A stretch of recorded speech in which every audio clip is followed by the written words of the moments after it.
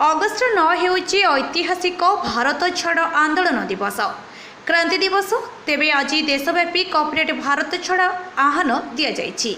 आज सारा विश्व में आदिवासी दिवस मध्य पालन करा जाइछि।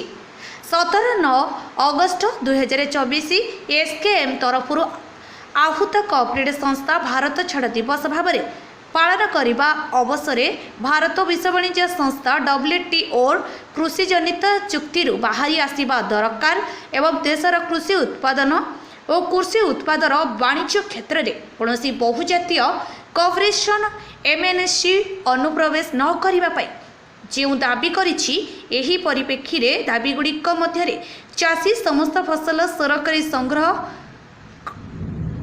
क्रय व्यवस्था सहित समस्त फसल पर आईनगत भाव फसल उत्पादन निमंते हेउथिबा व्यापक खर्च 1.5 गुण C2 मिश्रण 50% हिसाब से सर्वनिम्न सहायक मूल्य निश्चिंत क 12 ख 8 एहीपरि समुदाय 20टी दाबीगुड़िक विकल्प नीति प्रणयन करा जाऊ।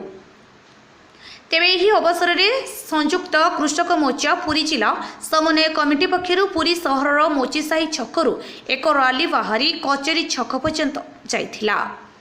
पुरीरू समीर रंजन नायकों रिपोर्ट अपराह्न लाइव।